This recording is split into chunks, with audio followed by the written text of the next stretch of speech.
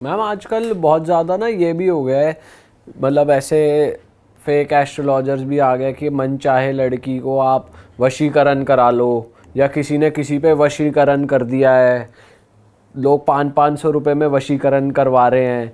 तो ऐसा केस आते हैं आपके पास, और ये सच में वर्क करती है चीज़ें कि आप किसी पे भी वशीकरण करा दो लव मैरिज करने के लिए? देखिए, बहुत सारे केसेस आते हैं जहाँ पे लोग कहते हैं कि मैम वशीकरण कर दो।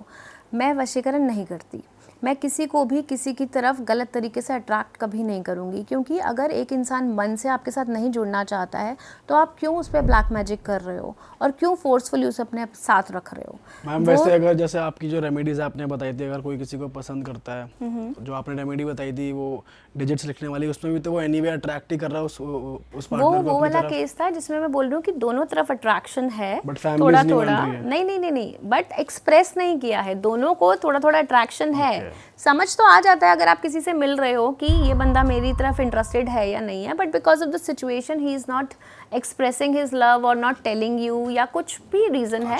तो ये एक मैनिफेस्टेशन टेक्निक मैं बता रही हूँ जिसमें कि आप जो है सामने वाले को अपनी तरफ थोड़ा थोड़ा अट्रैक्ट कर सकते हो, उसकी एनर्जी अपनी तरफ पॉजिटिव कर सकते हो। बट कुछ ऐसे केसेस होते हैं जहाँ पर चाहता है इंसान कि वो मेरे साथ रहे और वो अट्रैक्ट हो जाए, बट कुंडली में ऐसा कुछ है कि वो होएगा ही नहीं, तो आप मना कर देते हो कि भाई ये नहीं होने मैं वाला। बिल्कुल मना कर देती हूँ। ऐसा ही एक केस आया था एनी टाइम पे मेरे पास, जहाँ पे एक लड़की मेरे पास आई और उसने मुझे पूछा कि मेरी लव मैरिज होगी या अरेंज मैरिज। तो मैंने उसकी कुंडली देख के बोला रिलेशनशिप तो आपका होगा लेकिन आपकी लव मैरिज नहीं लिखी है। तो she was very furious. She said कि मेरी ना 4 साल का रिलेशनशिप है और 2 महीने बाद मेरी उसी लड़के से शादी हो रही है।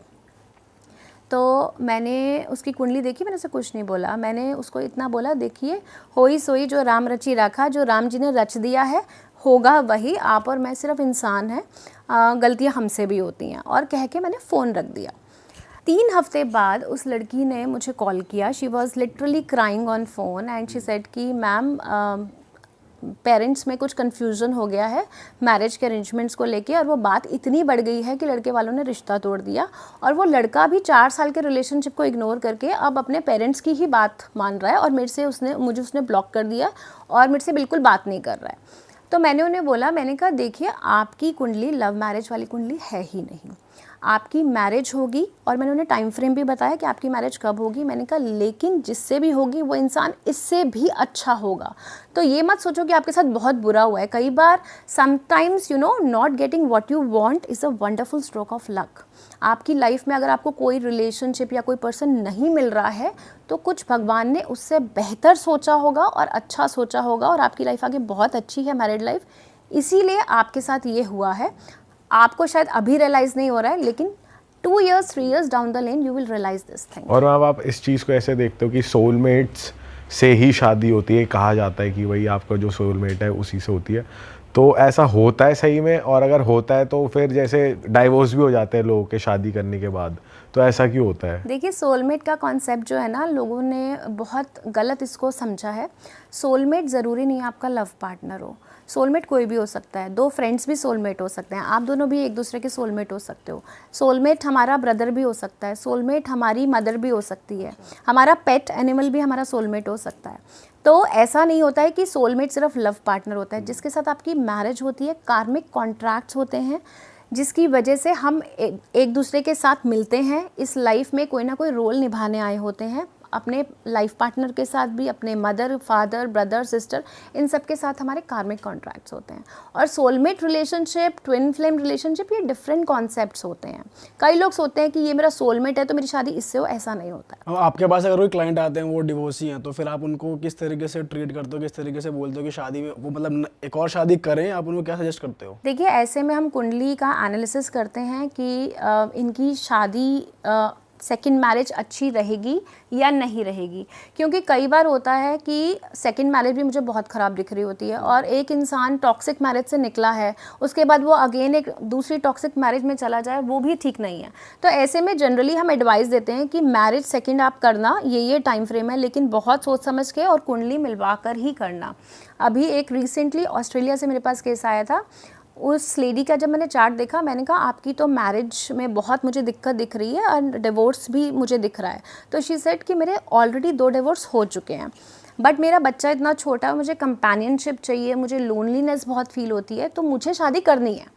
तो मैंने उनको बोला, मैंने कहा देखो अगर even if you go for third marriage it's not going to work. तो उन्होंने मुझे एक लड़के की कुंडली दिखाई, तो मैंने उनको बोला लड़के की कुंडली बहुत अच्छी है, लड़का केयरिंग है, आप चाहो तो इससे मिल लो, लेकिन थोड़ा सोच के ही शादी करना, क्योंकि थर्ड मैरिज में भी डिस्टर्बेंस मुझे दिख रही है। वो उस लड़के से मिलकर आई ऑस्ट्रेलिया में, मंदिर में शादी कर आ गई। 2 महीने बाद उन्होंने मुझे कॉल किया और मुझे कहती है कि मैम मुझे अच्छे से याद है आपने मुझे मैरिज के लिए मना किया था, लेकिन मैंने फिर भी शादी कर ली, अब मुझसे शादी में रहा नहीं जा रहा, मुझे वापस जाना है, अब मैं क्या करूँ। मैंने कहा अब तो आपने शादी कर ली, अब क्या हो सकता है, अब तो आप डिवोर्स ही लोगे, तीसरा भी। मैंने कहा आप अपनी लाइफ में रिलेशनशिप में आ सकते हो किसी के साथ, बट मैरिज कभी वर्कआउट नहीं करेगी, बिकॉज देखो थर्ड मैरिज में भी शी वॉज सो अनकम्फर्टेबल, उसकी थर्ड मैरिज भी नहीं चलनी थी। तो मतलब इस केस में रिलेशनशिप्स वर्क कर जाएंगे बट वो शादी नहीं कर सकते। हाँ, शादी टूटने के क्योंकि योग हो जाते हैं ना। देखिए रिलेशनशिप तो एक लिमिटेड टाइम फ्रेम के लिए होते हैं कि ठीक है 1.5 साल चल गया, 2 साल चल गया, 2.5 साल चल गया, तो इतना टाइम फ्रेम में चल जाएगा रिलेशनशिप। बट उसमें भी अगर किसी की कुंडली में शुक्र खराब है, 5th हाउस खराब है, 7th हाउस एफ्लेक्टेड है, तो उसमें भी दिक्कत आती है। और मैम जैसे अब तो नई जनरेशन आ गई है और बहुत ज़्यादा डर भी फैला हुआ है कि शादी करे ना करे, क्योंकि माहौल है ही नेगेटिव काफ़ी ज़्यादा। तो नए जो बच्चे हैं जो शादी करना चाहते हैं उनको आप क्या सजेस्ट करते हो कि कैसे अपना साथी ढूंढें या क्या चीज़ें देखें? देखिए सबसे ज़्यादा तो अंडरस्टैंडिंग होनी चाहिए, दैट इज़ वेरी इम्पॉर्टेंट, कि सामने वाला आपके इमोशंस को समझ रहा है या नहीं समझ रहा है। इमोशनल कंपैटिबिलिटी होना आज की डेट में बहुत ज़रूरी है, क्योंकि जेन जी जो है, ये 2000 वाले जितने भी बॉर्न हैं, ये हाईली इमोशनल हैं। ये बच्चे ये बहुत कंफ्यूज रहते हैं अपनी लाइफ में, और अगर मैं बोलूँ कि इंटेलिजेंट बहुत हैं, लेकिन इमोशंस को लेके बहुत कंफ्यूज रहते हैं। इनको क्लैरिटी नहीं मिलती कि ये सामने वाला हमारे साथ सीरियस भी है या नहीं है। तो ऐसे में जनरली आप एनर्जी रीडिंग करवा सकते हैं, सामने वाले की लॉयल्टी चेक भी करवा सकते हो कि कुंडली के हिसाब से क्या चल रहा है, क्या नहीं चल रहा। और अगर आपको मैरिज करनी है तो डेफिनेटली गुण मिलान, मैच मेकिंग बहुत इंपॉर्टेंट गाइडेंस टूल होता है, जिसके थ्रू हम सजेस्ट कर सकते हैं कि ये पर्टिकुलर बंदा आपके लिए सही भी है या नहीं है। मैम अगर कोई बंदा सही नहीं है तो क्या कुछ रेमेडीज ऐसी होती हैं जो वर्क करवा दे चीज़ों को? देखिए जैसे कई लोग इस नाम पे बहुत सारे पैसे ठग लेते हैं और अल्टीमेटली उन्हें दिख रहा है 1-2 साल बाद शादी तो डिसॉल्व हो ही जाएगी, अपने पैसे बना लो। तो ऐसा कुछ होता है कि 2 बंदे अगर नहीं बने एक साथ रहने के लिए तो कुछ रेमेडी करके वो हो सकता है पॉसिबल? देखिए कुछ रेमेडी करने से फ़र्क पड़ता है, मैं ये बोलूँगी 30-40% फ़र्क पड़ता है, लेकिन आप किसी की पर्सनालिटी नहीं चेंज कर सकते। अगर एक इंसान एग्रेसिव है तो वो एग्रेसिव रहेगा। हाँ, रेमेडीज़ करवा के उसका एग्रेशन लेवल हम 20-30% रिड्यूस कर सकते हैं। हस्बैंड वाइफ के बीच में थोड़ा सा और पॉजिटिव एंगल, लव, अफेक्शन, प्यार ला सकते हैं। बट उस चीज़ को 100% एलिमिनेट करना कि भाई अगर कोई टॉक्सिक है तो है, उसको 100% चेंज वो अपनी दशा पैटर्न के हिसाब से ही होगा। हम ये बता सकते हैं कि इस इंसान का लाइफ में टर्निंग पॉइंट कब आएगा, ये इतना टॉक्सिक है, टॉक्सिटी से ये पॉजिटिव कब होगा। अब जैसे एक अगेन एक फॉरेन से ही केस आया था मेरे पास। उन्होंने मुझे बोला कि मेरी 15 इयर्स की मैरिज है और मेरी वाइफ जो है वो मुझे छोड़ के चली गई और मुझे डिवोर्स देना चाहती हैं। तो मैंने जब लड़की की कुंडली देखी तो मुझे ठीक ठाक लगी, मुझे ना तो कोई एक्स्ट्रा मैरिटल रिलेशनशिप लगा, लड़की भी बहुत इमोशनल और सीधी सी लगी। तो मैंने बोला कि मुझे तो लड़की की कुंडली में कोई प्रॉब्लम नहीं दिख रही, आप अपनी कुंडली दिखाइए। तो मैंने जब लड़के की कुंडली देखी तो he was a very toxic गाय।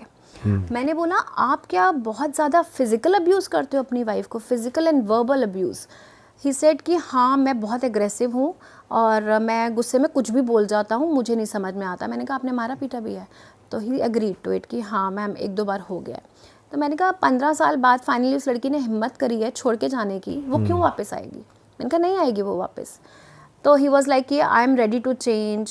अब आप बोल रहे थे ना कि चेंज होता है, तो वो दशा जब ऐसी आती है तभी इंसान चेंज होता है। तो मैंने उन्हें बोला देखो अब तो जैसे ना it's too late to mend the things, but still मैं इतना कर सकती हूँ कि वो लड़की आपको डिवोर्स ना दे और आपके साथ कनेक्टेड रहे।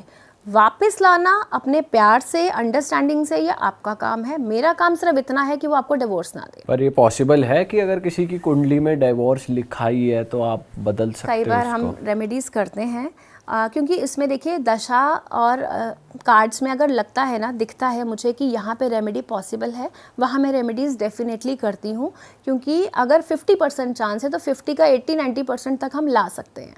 तो ये पॉसिबल है मैम। लेकिन जैसे हमने ये सुना कि एस्ट्रोलॉजी में अगर कोई चीज़ होनी ही है वो तो होएगी, उसका सिर्फ इफेक्ट कम हो सकता है। अगर ये लिखा हुआ है कि डाइवोर्स होगा तो वो चीज़ तो वो तो होएगी ना, उसका इफेक्ट कैसे कम हो जाएगा? नहीं, देखिए कई बार डिवोर्स होता है, नेगेटिव दशा अगर निकल जाती है तो माइंड फ्रेम भी चेंज हो जाता है। मैं ज़्यादा दूर नहीं जाती, मैं अपनी फैमिली का एक केस लेती हूँ। मेरी फैमिली में एक मेरे दूर के कज़न थे, उनकी वाइफ भी उन्हें छोड़ के चली गई थी एंड वो बहुत परेशान थे क्योंकि डिवोर्स का केस फाइल हो चुका था। तो मैंने उन्हें ये बोला था कि 8 मंथ्स तक आपको बहुत पेशेंटली अपनी वाइफ को मनाना है, मानेंगी, दशा चेंज होगी, माइंडसेट चेंज होगा, थोड़ी सी काउंसलिंग भी आप करो। अगर कोई ऐसा है इंसान, क्योंकि जब आप टैरो रीडिंग करते हैं तो उसमें दिख जाता है कि किसकी हेल्प से चीज़ें सॉर्ट हो सकती हैं। तो मैंने उनको बोला आपकी कोई कॉमन फ्रेंड या कोई कॉमन रिलेटिव या कोई ऐसा बंदा जो बहुत सीनियर है, 50+ एज का है, वो आपको हेल्प भी कर सकता है। तो 8 मंथ्स बाद जब उस लड़की की दशा चेंज हुई, उन्होंने फिर मीटिंग्स करी 2-3, फाइनली उनका डिवोर्स चल गया, उसने अपना केस वापस किया और वो लड़की वापस भी आई। तो कई बार जब नेगेटिव दशा आती है, उस दशा में आपको पेशेंस रखना होता है। ऐसा तो है नहीं कि ये दशाएं अभी आ रही हैं, ये दशाएं तो हमारे पहले ज़माने में भी आती होंगी ना लोगों के, तब भी राहु केतु की दशाएं होती होंगी, तब कॉन्सेप्ट नहीं था ना डिवोर्स का। तो लोग उस टाइम पे चुप रहते थे, बर्दाश्त करते थे, एडजस्ट करते थे। तो यही सलाह हम अभी देते हैं कि ये टाइम ख़राब है, थोड़ा सा चुप रहो, थोड़ा सा एडजस्ट करो, चीज़ें वक्त के साथ अपने आप ठीक हो जाएंगी। बट प्रॉब्लम ये है कि आजकल पेशेंस लेवल बहुत कम हो गया है। करेक्ट। क्योंकि अगर राहु की दशा आ रही है तो इंसान इतना ज़्यादा एग्रेसिव, इतना ज़्यादा वॉलेटाइल हो जाता है कि खुद को अगर आप सामने वाले को सलाह भी दे रहे हो ना तो वो कंट्रोल नहीं करता है। ये प्रॉब्लम आ गई है आजकल। मैम, जब आप किसी के चार्ट्स देखते हो उसमें अगर ये आपको दिखता है कि वो चीटिंग करेंगे या फिर इनकी लाइफ में कोई पार्टनर आएगा, तो आपको एग्जैक्टली क्या दिखता है कि इनका एक्स्ट्रा मैरिटल अफेयर होगा ही होगा या फिर कोई एक थर्ड पार्टी की इन्वॉल्वमेंट हो जाएगी, वो टॉकिंग टर्म्स में आएंगे? आपको दिखता क्या एग्जैक्टली? देखिए जनरली ये दिखता है कि थर्ड पार्टी इन्वॉल्वमेंट होगी, और किस लेवल तक जाएगी वो थर्ड पार्टी की कार्ड्स और चार्ट्स देखने पे ही पता चलता है। एक इंडिकेशन मिलता है कि that there will be a third party influence. अच्छा, वो चीटिंग करेंगे या फिर वो सब नहीं दिखता एग्जैक्टली? नहीं, अगर किसी की कुंडली में शुक्र बहुत ख़राब है, शुक्र नीच का है, शुक्र राहु के साथ है, शुक्र सूर्य कॉम्बिनेशन है, कुछ कॉम्बिनेशंस ऐसे होते हैं और फिर दशाएं भी ऐसी आ गई हैं, तो वो क्लियरली चीटिंग दिखाता है कि इन्वॉल्वमेंट होगा ही होगा। मैम किसी का क्या इंटेंट भी पता चलता है कि, क्योंकि आजकल सपोज शादियां 1-1 महीने भी नहीं टिक रही और एलिमनी की डिमांड आ जाती है, तो कई बार क्या पहले ही इंटेंट, जैसे स्टार्स में आपको दिख रहा है कुंडली बहुत अच्छी है, इंसान बहुत अच्छा है, पर कोई इंसान सपोज इस इंटेंट से ही शादी कर रहा है कि मेरे को तो 1 महीने बाद यहाँ से निकलना है, तो वो इंटेंट भी पता चल जाता है? देखिए जनरली जब इस टाइप के केसेस आते हैं तो हमें ये पता चल जाता है कि इस इंसान ने शादी किस पर्पस से की है, क्या मन से करी है या नहीं करी है, शादी से पहले ये किसी रिलेशनशिप में था या नहीं था। तो जनरली ये एक 2 वे डिस्कशन होता है विद द पर्सन कि क्या आपको मालूम था कि इनका शादी से पहले किसी के साथ रिलेशनशिप था। कई केसेस में पता भी होता है, कई केसेस में नहीं भी पता होता है। और एलिमनी के केसेस में तो जनरली पूरा पास्ट भी चेक करना पड़ता है to understand what is the intention of taking the divorce. अब जैसे एक एनी टाइम पे ऐसे ही मेरे पास केस आया था जहाँ पे एलिमनी का केस था। उन्होंने मुझे कॉल किया और उन्होंने मुझे बोला कि 2 साल की मैरिज है और मेरी वाइफ एडजस्ट नहीं कर रही है और अब वो घर छोड़ के चली गई है और अब वो मुझसे 1 करोड़ की एलिमनी मांग रही है। तो मैंने बोला 1 करोड़ आपके पास है? तो उन्होंने मुझे बोला कि देखो मैम, मैं तो 50-60 हज़ार मेरी सैलरी है, 1 करोड़ तो मेरे पास है नहीं, उसको बस मेरी प्रॉपर्टीज़ दिख रही हैं कि प्रॉपर्टी बेचो और मुझे एलिमनी दो। तो जब मैंने उस लड़की की कुंडली देखी तो वहाँ पे मुझे क्लियरली दिखा कि यहाँ पे थर्ड पार्टी इन्वॉल्वमेंट है, वो लड़की किसी के साथ रिलेशनशिप में है और उस लड़की की जो ग्रह दशाएं थी उसमें साफ दिख रहा था कि इसको शादी की बहुत जल्दी है, ये इससे डिवोर्स लेके इससे शादी करना चाहती है। तो मैंने उन्हें बोला, मैंने कहा 6 महीने आप मुझे दो और जैसा मैं बोल रही हूँ आप बिल्कुल वैसा करो। 6 महीने बाद मैंने थोड़ा सा कार्ड्स में भी चेक किया, मैंने कहा लेस देन 20 लाख में ये केस सेट हो जाएगा। तो ही वॉज लाइक कि क्या करूं? मैंने कहा कुछ मत करो, आप इस केस को फाइट करो कोर्ट में। 3 महीने बाद वो मेरे पास आए कि मैम 50 लाख पे आ गई है। मैंने कहा अभी 3 महीने और रुको। 3 महीने बाद के बाद वो चौथे महीने मेरे पास आए कि 35 लाख पे डिमांड आ गई कि 35 लाख पे केस क्लोज करते हैं। मैंने कहा नहीं, अभी 1-1.5 महीना और करो। तो फिर फाइनली जब वो 25 पे आए, मैंने कहा अब आप इन्हें 15 lakhs बोलो और ये 20 तक आपका क्लोज हो जाएगा। एंड वही हुआ एग्जैक्टली आफ्टर 6 months 20 lakhs में वो केस क्लोज हुआ। देन ही सेड कि मैम 20 में आ गई है। मैंने कहा आप क्लोज कर दो। कह रहे थोड़ा टाइम और रुको क्या? मैंने कहा नहीं, इसके आगे नहीं मानेंगी, आप चाहते हो, क्योंकि लड़की की दशा बदल रही थी। मैंने कहा अब अगर इससे ज़्यादा डिले किया लड़की अड़ जाएगी और फिर आप पे वापस बैकफायर करेगा। तो सोचिए जो 1 करोड़ की एलिमनी थी 20 lakhs में सेटल हुई with the help of guidance of astrology. Ma'am जैसे आजकल सुनने को मिल रहा है कि चीटिंग बहुत ज़्यादा हो रही है, एक्स्ट्रा मैरिटल अफेयर्स का दौर आ चुका है अब तो। आप आपके पास अगर कोई आता है तो आप उनके चार्ट्स तो चेक करते ही हो, क्या आप वैसे अदरवाइज ऑल्सो ईयर का भी कुछ आप चार्ट चेक करते हो कि हाँ ये एक्स्ट्रा मैरिटल अफेयर्स का ये ईयर होगा, जैसे 2025 का आपने पूरा एक लव हॉरोस्कोप देखा या 2026 का, अगर ऐसा होता है तो 2026 का कैसे होगा अगर आप ये देखते हो तो? देखिए 2026 की अगर मैं बात करती हूँ तो 2026 का आप देखो 2026, तो इसमें 2 की एनर्जी 2 बार आ रही है एंड 6 नंबर है, and 2 number is for moon and 6 number is for Venus. तो फेमिनिन एनर्जी, दोनों ही फीमेल प्लैनेट्स है, फेमिनिन एनर्जी बहुत ज़्यादा है। 2026 is going to be the year for females अगर मैं बोलूँ तो। हालांकि 2026 का आप टोटल करो नंबर 1 पे आता है जो सूर्य है, और इस साल का जो राजा है वो बृहस्पति है। बट पॉलिटिक्स हो या मीडिया एंटरटेनमेंट हो या कोई भी फील्ड हो, फीमेल्स का बहुत अहम रोल रहने वाला है, एंड इवन रिलेशनशिप्स में भी फीमेल का बहुत अहम रोल रहने वाला है 2026 में। और 2026 में जिस तरह से जुपिटर प्लैनेट है हमारा मिथुन राशि से कर्क राशि से सिंह राशि में आएगा, तो ये जो 3 राशियां हैं मिथुन, कर्क और सिंह, इनके शादी के 2026 में बहुत अच्छे योग बन रहे हैं। और जो लोग रिलेशनशिप में है 2025 में, they can settle down in 2026, क्योंकि जुपिटर जो है वो planet of marriage, planet of expansion है।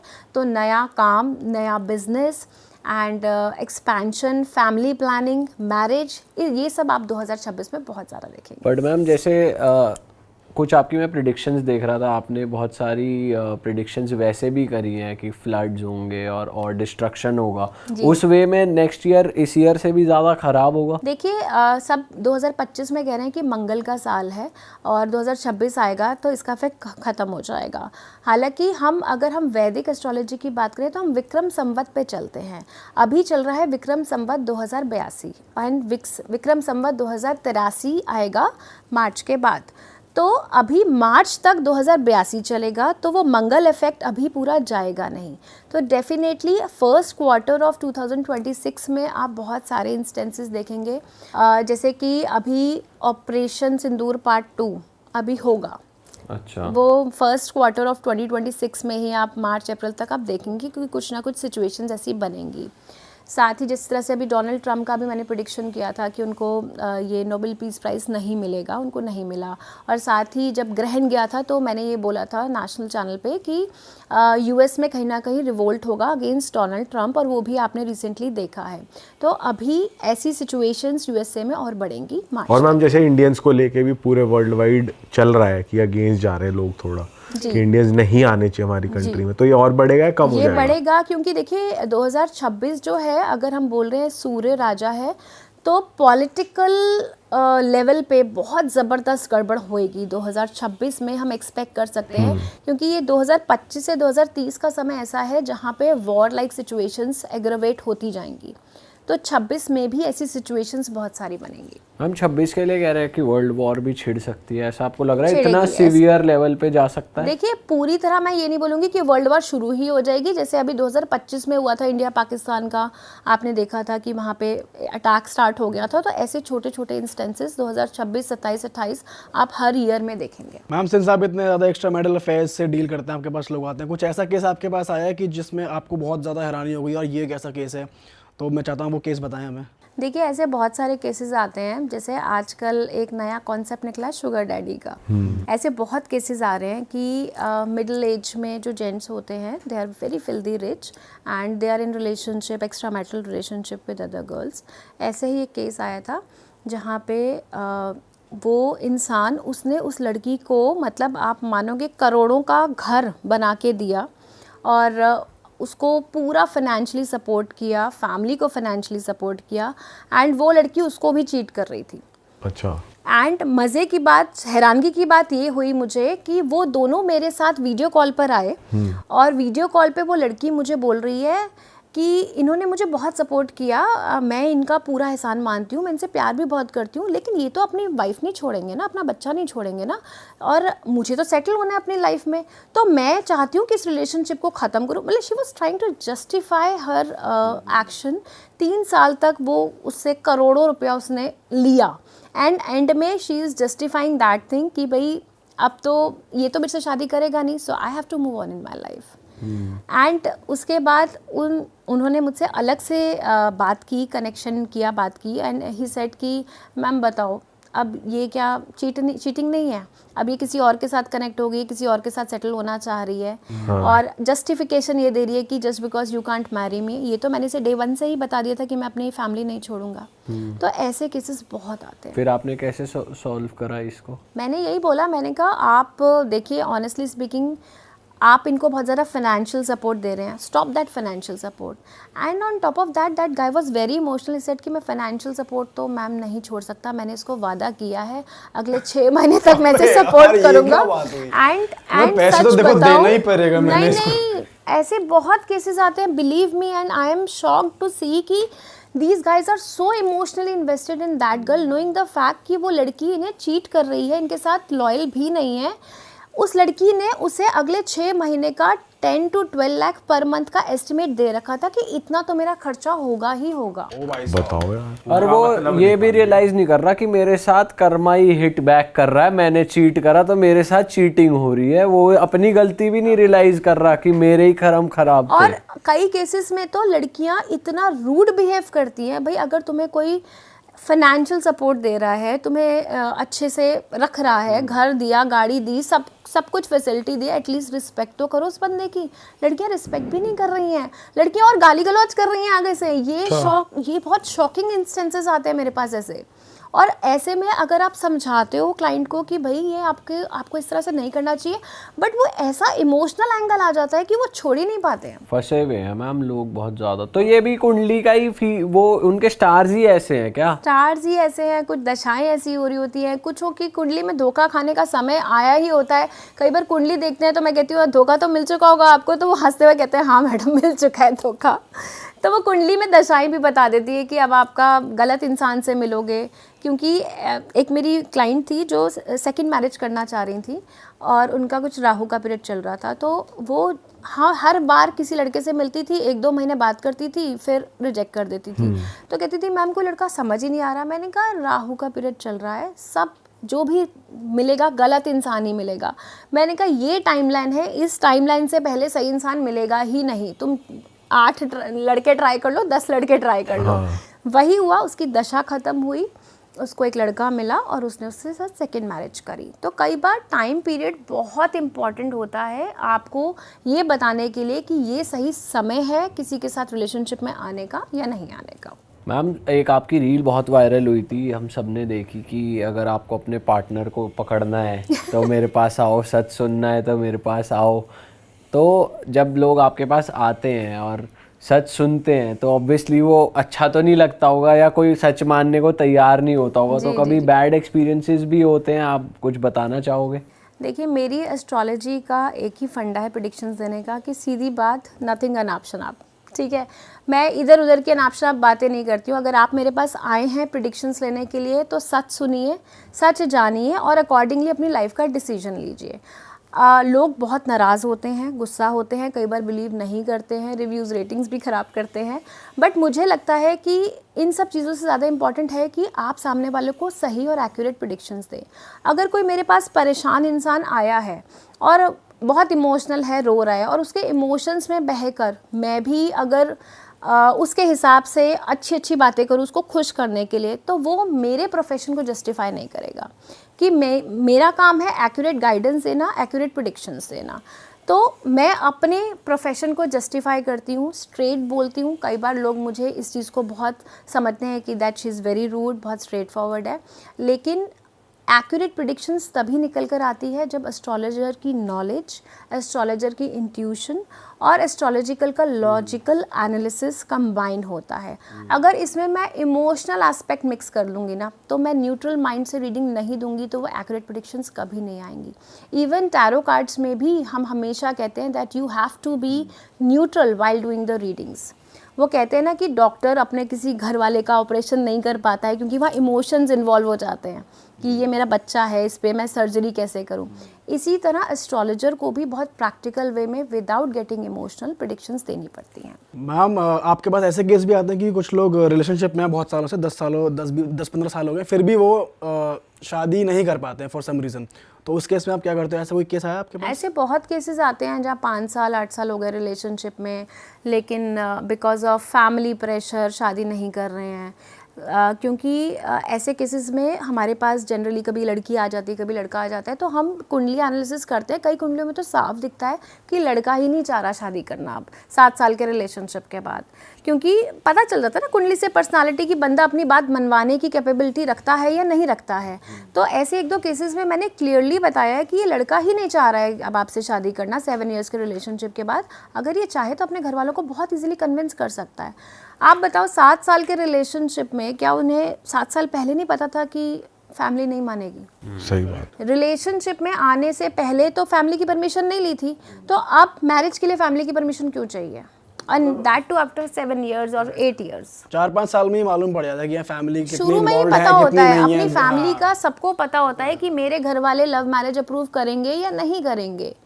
ऐसा एक केस आया था जहाँ पे लड़के ने डे 1 पे ही बोल दिया था कि मेरे घर वाले लव मैरिज अप्रूव नहीं करेंगे, लेकिन उस लड़की ने बोला कि कोई बात नहीं, I still want to be in the relationship. 3 साल उन लोगों का रिलेशनशिप चला और वो लड़का, अब उसकी शादी कहीं और फिक्स हो गई है। अब लड़की मुझे कनेक्ट करके बोल रही है कि मैम कुछ करवा दो। अच्छा। तो मैंने कहा देखो, उस लड़के ने डे 1 से आपको ये चीज़ बहुत क्लियरली बोली थी, he is not cheating on you. उसने पहले ही बता दिया था अब कुछ हो नहीं सकता है। एंड ऐसा नहीं है कि उस लड़के ने ट्राई नहीं किया, क्योंकि एनर्जी रीडिंग में साफ दिख रहा था कि उस लड़के ने ट्राई किया है। और उस लड़के ने मुझे अपनी मदर से भी बात कराई। Can you imagine that? उसकी मदर ने साफ मना कर दिया, जी हमारे में ये सब नहीं होता है। थोड़ा सा बैकवर्ड एरिया था वो, तो उन्होंने बोला हमारे में ये सब नहीं होता, दोस्ती दोस्ती ठीक है, शादी तो हमारी बिरादरी के हिसाब से ही होगी। तो कई ऐसे भी केसेस होते हैं जहाँ क्लियरली पहले बोल दिया जाता है, और कई ऐसे भी केसेस आते हैं जहाँ पे इंसान बोलता है कि भाई ये बंदा मुझे मिक्स्ड फीलिंग्स दे रहा है, मिक्स्ड एनर्जीज दे रहा है। अब मिक्स एनर्जीज का क्या मीनिंग होता है? कई केसेस में एनर्जी रीडिंग में पता चलता है कि हाँ पसंद तो करता है, लेकिन शायद घर वालों की वजह से या किसी सिचुएशन की वजह से आपके साथ कनेक्ट नहीं हो पा रहा है। कई केसेस में साफ पता चलता है कि ये प्यार व्यार नहीं है, टाइम पास है। ठीक है, क्योंकि एक ऐसी मैट्रिमोनियल वेबसाइट पे एक केस आया था कि उन्होंने मैट्रिमोनियल वेबसाइट पे मिले थे दोनों के दोनों, और लड़की ने बोला कि 5-6 महीने हो गए हमें बात करते हुए, बट ये लोग तो ये लड़का जब भी बात करती हूँ मैरिज की तो टाल देता है। तो मैंने जब उस लड़के की कुंडली देखी, मैंने कहा ये आपको कभी कमिटमेंट नहीं देगा, पहली बात। दूसरी बात, इसने मैट्रिमोनियल वेबसाइट पे जो अपना बनाया है प्रोफाइल, और ये ऑलरेडी बहुत सारी लड़कियों से बात कर रहा है, 3-4 लड़कियों के साथ डेट कर रहा है, और ये किसी को भी कमिटमेंट नहीं देने वाला। बताओ, मैट्रिमोनियल साइट पे भी हिंज की तरह चला रहा है। मैट्रिमोनियल साइट पे सबसे ज़्यादा ये चीज़ होती अच्छा। है। सबसे ज़्यादा केसेस मैट्रिमोनियल साइट्स के आते हैं कि मैट्रिमोनियल साइट पे मिले हैं, अब शादी में बात कन्वर्ट नहीं हो पा रही है। बहुत केसेस आते हैं। अच्छा मैम, ऐसा भी होता है कि कभी कभार रिश्ता पक्का हो गया जैसे किसी का, पर फिर भी दोनों का मन नहीं कर रहा करने का, ऐसा क्यों होता है? ऐसा देखिए, कई बार कंपैटिबिलिटी इश्यूज आते हैं। जैसे कोर्टशिप पीरियड होता है, अगर अरेंज मैरिज है 3-4 महीने का कोर्टशिप पीरियड है, और उसमें ना कई बार ऐसी सिचुएशंस आ जाती है, जैसे लड़की का नेचर अलग है, लड़के का नेचर अलग है, लड़का बहुत इमोशनल है, लड़की बहुत प्रैक्टिकल है। तो लड़के को लगता है कि भाई यहाँ पे नहीं सेटिंग हो पा रही, मैं जो इमोशनल एंगल चाह रहा हूँ वो नहीं मिल पा रहा। तो ऐसे में कई बार 3-4 महीने बात करके रिश्ता टूट जाता है। हाँ, आपको ये रीजंस भी दिख जाते हैं, जैसे आपने बताया कि मैंने अगर किसी के चार्ट्स देखे तो उसमें ये दिख गया कि वो 4-5 लड़कियों से और से बात कर रहा है, लेकिन किसी को कमिटमेंट नहीं दे रहा मैट्रिमोनियल साइट्स पे। तो ऐसा भी कुछ दिख जाता है। जैसे one of the major problem शादी में मोस्टली ये सुनने को मिलती है, डाउरी एक रीज़न बनता है कि वो शादी नहीं कर रहे, तो वो सब भी दिख जाता है। बिल्कुल दिख जाता है। एक केस आया था जहाँ पे एक लड़की ने बोला था कि मेरा बॉयफ्रेंड है रिलेशनशिप में, और वो लड़की सीए कर रही थी, तो उसकी मदर ने मना कर दिया और वो लड़का अब कुछ बोल ही नहीं रहा है, बिल्कुल शांत है, कुछ स्टैंड ही नहीं ले रहा है मेरे लिए। तो जब मैंने कार्ड्स देखे तो मैंने उनको बोला कि आपकी शादी इस वजह से भी टूटी है कि घर वालों को एक अर्निंग लड़की चाहिए थी। आप अभी कंप्लीट सीए नहीं बने हो, आपकी पढ़ाई कंप्लीट नहीं हुई है, आप स्टडीज़ कर रहे हो, उनको चाहिए अर्निंग मेंबर। इसी वजह से that is the reason and she agreed to it कि उसकी मदर ने एक बार इनडायरेक्टली बोल दिया था कि लड़की तो अभी पढ़ी रही है, अभी तो 2 साल और पढ़ेगी, कमाएगी कब। तो वो दिख जाता है क्लियरली कि what is the exact reason of breaking off marriage. अरे वाह, आपने ये वीडियो यहाँ तक देख ली भाई, तुमने हमारी मेहनत सफल कर दिया, तुम ही लोग हो असली रियल हिट। और अगर आपको बहुत मज़ा आ रहा है ऐसी क्लिप्स में, ऐसी वीडियोस में, तो फटाफट जाइए प्लेलिस्ट पे बिंज वॉच कीजिए और सारी वीडियोस देख डालो और मौज काटो। That is it. हम मिलेंगे नए पॉडकास्ट में, नए क्लिप में। Till then bye bye, see you, take care, do subscribe.